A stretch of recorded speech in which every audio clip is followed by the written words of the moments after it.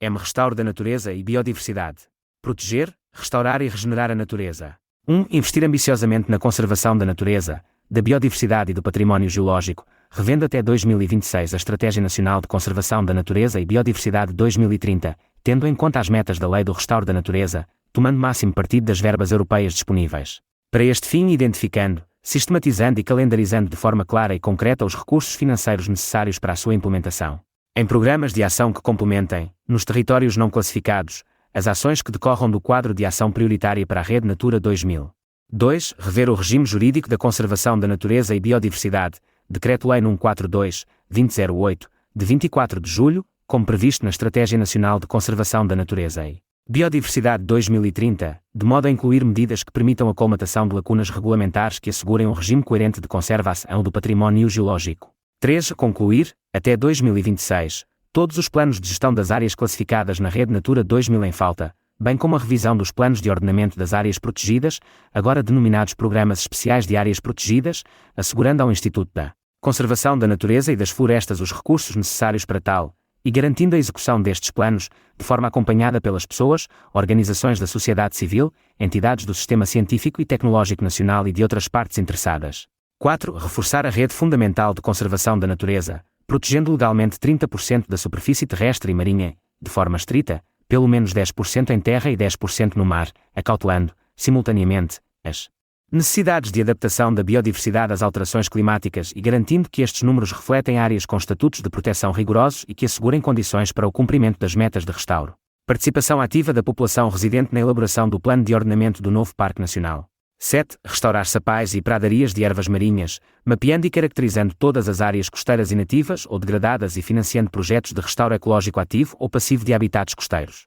8. Conferir proteção integral aos ecossistemas dunares e proibir a construção de novos hotéis, resorts, campos de golfe e outros empreendimentos associados a atividades turísticas que não se coadunam com a proteção destes ecossistemas. 9. Implementar medidas efetivas de conservação e gestão dos geossítios incluídos no Inventário Nacional de Património Geológico, dotando o Instituto de Conservação da Natureza e Florestas dos necessários meios humanos e financeiros.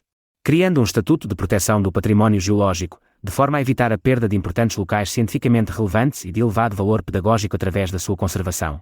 10. Criar um regime de proteção jurídico para as espécies ameaçadas existentes em território nacional, semelhante às diretivas europeias em vigor e baseado na informação contida nos livros vermelhos nacionais. Cada espécie, ou grupo de espécies, deve ter associada metas de conservação concretas e um plano de ação. Os planos de ação devem ser escritos pela Autoridade Nacional para a Conservação da Natureza, em cooperação com especialistas de outras entidades, e revistos num prazo máximo de 5 anos. 11. Apostar nos grandes herbívoros como estratégia de gestão da paisagem em áreas protegidas, através da criação de um plano nacional para a monitorização e reforço, sempre que justificado, das populações de ungulados selvagens existentes, juntamente com a reintrodução controlada em áreas adequadas, dotando as entidades competentes com meios necessários para a sua execução. Promovendo o pastoreio em regime extensivo, em particular os sistemas de pastoreio regenerativo. Estudando os impactos da presença de grandes herbívoros selvagens na gestão do combustível orgânico, saúde dos ecossistemas e mitigação dos danos causados por grandes carnívoros como o lobo ibérico em explorações pecuárias. Ou remoção de barreiras obsoletas, contribuindo para a meta europeia de 25 mil km de rios livres até 2032. Esta estratégia deve prever o reforço das entidades competentes com os meios necessários. 14. Elaboração de uma estratégia de cooperação com Espanha para o estabelecimento de corredores naturais transfronteiriços, a monitorização de movimentos através da fronteira, especialmente de espécies vulneráveis, e elaboração de planos conjuntos de restauro para áreas protegidas partilhadas. 15. Promover a recolha e preservação sistemática do material morfogenético, células viáveis, tecidos, gametas, dos recursos naturais existentes no país, de modo a assegurar a sua manutenção em bancos germoplásmicos. Criação de uma base de dados nacional sobre os diferentes tipos de bancos germoplásmicos, herbários, bancos de sementes, bancos celulares, de tecidos, jardins botânicos, zoos. 16. Criar um enquadramento legal para a proteção e valorização dos recursos micológicos, elaborando um inventário micológico nacional com a distribuição e estado das populações silvestres, promovendo ações de recuperação, e desenvolvendo um programa de investigação e valorização dos recursos micológicos, assente no seu potencial na fixação de carbono, retenção de água nos solos e regeneração de ecossistemas e valorização económica de fungos silvestres comestíveis. 17. Revogar o Decreto-Lei Novembro de 2023, conhecido por Simplex Ambiental, promovendo um procedimento de consulta alargada do mesmo com o envolvimento extensivo das partes interessadas, de modo a assegurar a devida proteção da biodiversidade, ecossistemas e saúde pública. 18. Incluir nos orçamentos do Estado uma estimativa do custo de oportunidade associado à não implementação de medidas de proteção e restauro da natureza, para além dos custos da sua implementação. Garantir uma convivência saudável e integrada entre as pessoas e a natureza. Financiamento da construção de estruturas e implementação de estratégias apropriadas para a proteção de culturas agrícolas e explorações de gado de acordo com o melhor conhecimento científico disponível.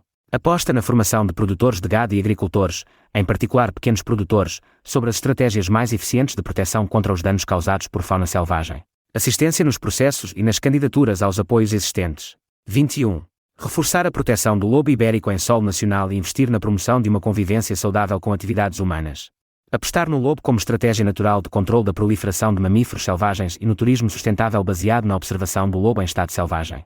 Desburocratizar e acelerar o processo de compensações por ataques de lobo, com comunicações simplificadas, vistoria no local em menos de 72 horas e pagamentos compensatórios em menos de 45 dias, dotando o ICNF dos meios necessários para cumprir estes objetivos. Financiar o treino de cães de rebanho e de guarda com apoios de manutenção específicos no PEPAC. 22. Criar uma rede de alerta capaz de atuar rapidamente, acionando os meios necessários, para monitorizar a disseminação de espécies novas registadas em território nacional. Estabelecer em cada região uma equipa permanente de controle de espécies invasoras, formada especificamente para este efeito, assegurando a inventariação e mapeamento das ocorrências e ações realizadas, formando e sensibilizando pessoal técnico, proprietários e público em geral sobre as formas de identificar, reportar e combater espécies invasoras vegetais e animais. 23. Investir na prevenção e mitigação de danos causados pela migração ou introdução de novas espécies com grande potencial de modificação da paisagem e ecossistemas, tais como o castor. Criando uma rede de alerta rápido. Dotando as entidades competentes com meios para a monitorização e elaboração de planos de gestão do risco. Investindo em projetos científicos de avaliação dos impactos na dinâmica e resiliência dos ecossistemas e possíveis impactos negativos nas explorações agrícolas e pecuárias. Mobilizar a sociedade e o espaço público para o restauro da natureza e biodiversidade. 25. Aumentar o número de viveiros públicos por todo o território nacional, sob gestão do Instituto da Conservação da Natureza e das Florestas, com o objetivo de reforçar a produção de espécies autóctones e adaptadas e incentivar as populações locais a propagar estas mesmas espécies. Reativar os viveiros previamente existentes, em parceria com os municípios, de modo a fornecer material vegetal, apoio técnico na área florestal e o acesso a uma rede de locais de ensaio de práticas florestais adaptadas à situação climática de cada local, simbioses planta-fungo, plantas aromáticas e medicinais, melíferas, cogumelos comestíveis, arbustivas produtoras de fruto, etc. 26. Apoiar as autarquias e outras entidades competentes na arborização dos separadores e das faixas marginais das estradas e autoestradas principais com espécies e métodos adequados aos usos e às necessidades das vias e, de preferência, autóctones. 27. Reforçar o programa Revive Natureza com meios para integrar todo o património construído devoluto de várias instituições do Estado localizado em zonas rurais ou desfavorecidas, acelerando o ritmo de celebração de protocolos com as pessoas e entidades locais. Este programa deverá ter o seu âmbito de ação ampliado para além da área do turismo, permitindo projetos associados à conservação da natureza, à educação ambiental e ao empreendedorismo rural. 28. Rever a lei do Banco de Terras e do Fundo de Mobilização de Terras de modo a que os terrenos devolutos e sem proprietário conhecido possam ser arrendados a entidades públicas e privadas legalmente constituídas que tenham como finalidade a proteção, restauro e regeneração da natureza ou outras iniciativas de caráter ambiental, atribuindo-se a esses usos um fator diferenciador de prioridade quando os terrenos se localizam em zonas de rede Natura 2000, em zonas sem manifesta aptidão agrícola ou florestal ou áreas vulneráveis como situações com significativa erosão de solo, margens ripícolas e habitats dunares. 31. Combater a poluição luminosa, que afeta os ciclos naturais da noite e do dia e é prejudicial à saúde humana e à biodiversidade, sensibilizando para o seu impacto e adotando uma estratégia de contenção da luminosidade à noite, que inclua legislação sobre limites de emissão de luz, avaliação da necessidade de iluminação, do espectro e intensidade utilizados e que preveja a restrição da publicidade luminosa. 32. Combater a poluição atmosférica e o ruído, restringindo o tráfego automóvel, criando zonas de emissões reduzidas e limitando a sua velocidade em zonas urbanas. Restringindo os horários do tráfego aéreo, investindo em redes de monitorização do ruído e da qualidade do ar mais abrangentes e focadas nas zonas urbanas e nas áreas junto a unidades industriais, reforçando os mecanismos de inspeção e de ação quando se ultrapassam níveis prejudiciais para a saúde, aumentando a exigência face ao cumprimento dos padrões por parte das unidades industriais já existentes e restringindo o licenciamento de novas unidades na proximidade de zonas habitacionais. Promover a substituição de espetáculos de fogo de artifício convencionais por espetáculos de menor impacto ambiental. 33. Dotar a Rede Nacional de Arrojamentos, através do Instituto de Conservação da Natureza e das Florestas, para reforço das suas atividades, como a recolha sistemática de informação sobre os padrões de ocorrência e distribuição das principais espécies presentes na costa continental. Portuguesa, avaliação das principais causas de mortalidade, recolha de amostras biológicas que permitam caracterizar a biologia e ecologia das espécies mais comuns e coordenação das respostas eficazes em situações de mortalidade elevadas e o apoio à situação de arrojamentos vivos. Valorizar o emprego verde e os serviços dos ecossistemas. 34. Criar um Sistema Nacional de Remuneração dos Serviços dos Ecossistemas à escala nacional.